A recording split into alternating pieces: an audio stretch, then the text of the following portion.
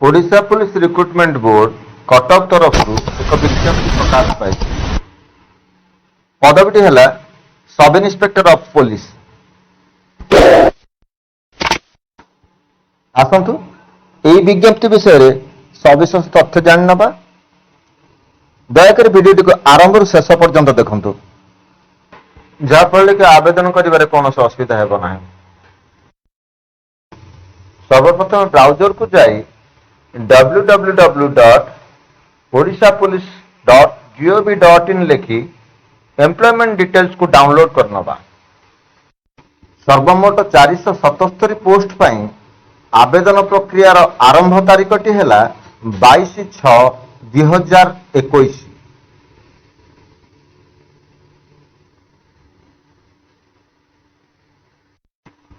यह पदवीर दरमा है 16,880 टंका। आवेदन बयस सीमा सर्वनिम्न 21 रही एवं सर्वाधिक 25 वर्ष रही।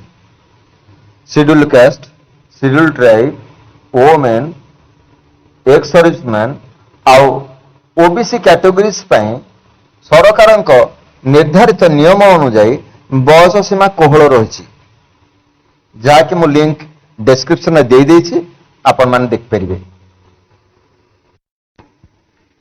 शिक्षागत योग्यता जेकोसी स्ट्रीम रे आपण +3 किंबा तदुर्ध्व पास करथिबे।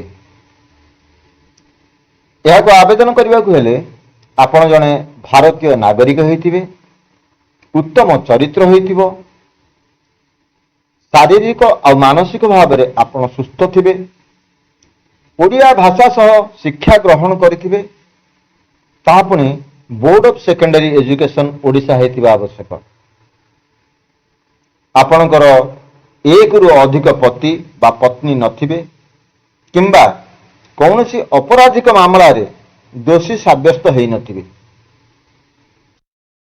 एससी एसटी प्रार्थी को बाद देला परे समस्त वर्गर प्रार्थी मानक पई 285 टंका देबाकू पड़िबो,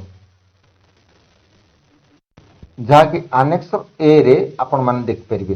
लिंक मु डिस्क्रिप्शन में दे देछि, आपण माने बाकी समस्त तथ्य तादेर पाई परिबे। तब डेरी कहीं शेष तारीख हेबा आगु आपण माने जल्दी ऑनलाइन रे आवेदन करनियंतु। आवेदन करबा शेष तारीख हैला 15/7/2021। जदि आपन को ये वीडियो भल लगी तेज गोटे लाइक करी सब्सक्राइब करनियंतु और पाखरे थिबा बेल आइकन टी को दबाई दियंतु, जहाँ फल कि आमर प्रत्येक वीडियो नोटिफिकेशन आपण पाखे प्रथम पहुंचो। आपणकर आशा ये बंधु प्रार्थी मानकु शेयर करूँ।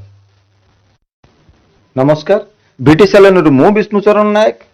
पुणी देखा नेक्स्ट वीडियो रे, से तल पर्यंत विदाय नौची। जय हिंद, जय कला।